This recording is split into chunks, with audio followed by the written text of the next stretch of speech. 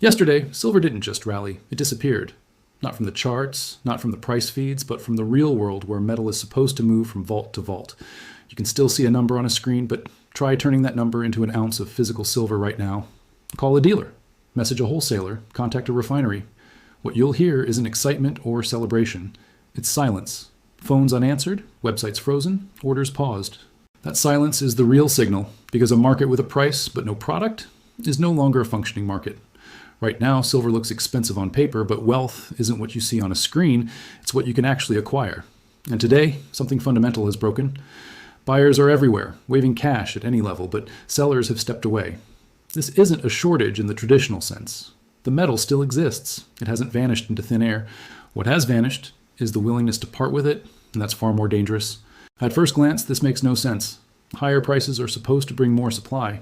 That's what every economics textbook teaches. But silver doesn't operate like a clean academic model. It's a market built on leverage, timing, and hedging. When the price moves slowly, the system works. When the price moves violently, the system turns against itself. Dealers aren't refusing to sell because they hate profit. They're refusing because selling today could destroy them tomorrow.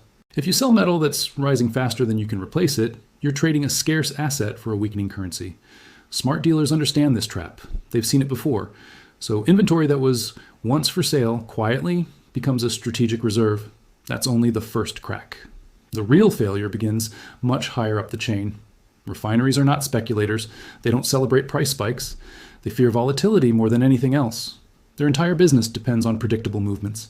When they buy raw silver, they hedge it on the futures market, so price changes don't matter. The goal is to earn a refining fee, not gamble on direction. That system collapses when the price moves too far, too fast. As silver surges, those paper hedges bleed cash.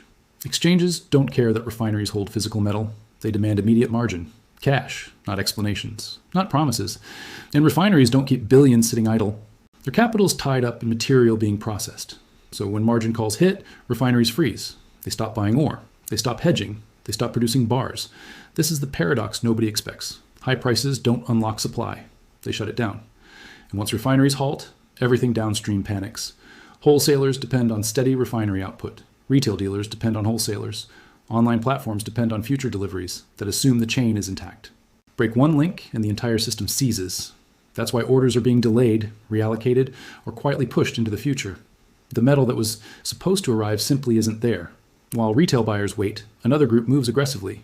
Industrial users don't buy silver because it's cheap. They buy it because their businesses cannot function without it. Solar manufacturers, electronics firms, defense contractors, medical suppliers. For them, silver isn't an investment, it's oxygen. When availability tightens, they don't negotiate on price. They outbid. They bypass retailers and mints and go straight to vaults. They pay premiums that individuals can't compete with. That drains what little liquidity remains from the retail market. For the metal isn't gone. It's being absorbed by entities that cannot afford to stop. This is where the danger of paper silver becomes impossible to ignore. Contracts only work as long as delivery is possible. And buried in the fine print of almost every agreement is an escape clause. Extreme volatility, market disruption, force majeure, worse. If delivery becomes impossible, a settlement can happen in cash instead of metal.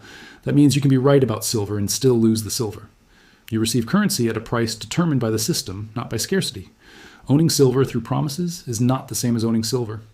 In stressed markets, promises are the first thing that breaks. For decades, the spot price and the physical price moved together. That relationship is ending.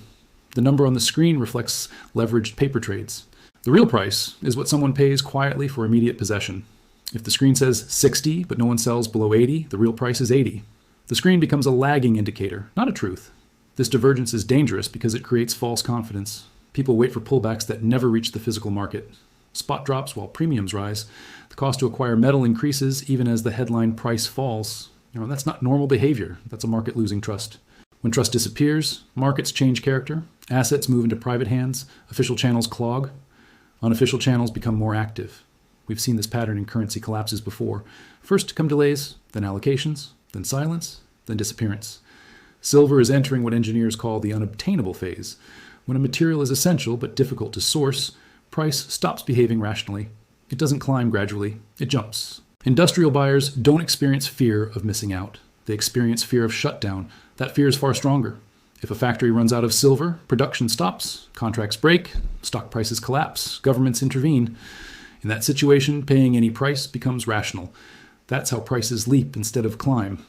Not because of speculation, but because of survival. As physical silver becomes harder to acquire and paper becomes riskier, capital looks for another outlet. That outlet is mining. For years, silver miners were ignored and underfunded. Margins were thin. Capital was scarce. That dynamic has flipped. Mining costs don't rise as fast as silver prices. When silver moves sharply higher, free cash flow explodes. Balance sheets transform overnight. But not every miner benefits equally. Hedge producers miss the upside. Unstable jurisdictions introduce political risk. The winners are unhedged producers in stable regions, and that's where institutional money flows next. This shift doesn't happen quietly. It happens violently. Revaluations are sudden. Mergers accelerate. Strategic buyers step in. Silver doesn't just move the metal market, it restructures entire industries. And don't expect the system to accept this without a fight. When control slips, regulators intervene. Margin hikes, position limits, trading restrictions, narrative attacks, accusations of hoarding and speculation. These actions don't create supply, they create volatility. Suppressing paper demand doesn't solve a physical shortage, it makes it worse. Every attempt to cap price without producing metal deepens the imbalance. History has proven this repeatedly. From here, the path isn't smooth. There will be violent swings, sudden drops, terrifying headlines, but the underlying force remains unchanged, a physical deficit meeting non-negotiable demand. Price targets become irrelevant once availability disappears. What matters is possession, timing, and optionality. And one final truth matters more than all the rest. Silver is not meant to be sold for currency at the peak of a currency crisis. The real strategy is not selling, it's swapping. Silver into gold when ratios compress, silver into land when real assets realign, silver into productive ownership. That's how wealth transfer is complete. Not by chasing numbers, but by converting scarcity into permanence. This moment won't feel historic while you're living it. It will feel chaotic and uncomfortable. But years from now, this period will be remembered as the point where the illusion finally cracked. Not with a crash, but with silence. When the phone stopped ringing. Stay focused. Ignore the noise. Understand what you hold.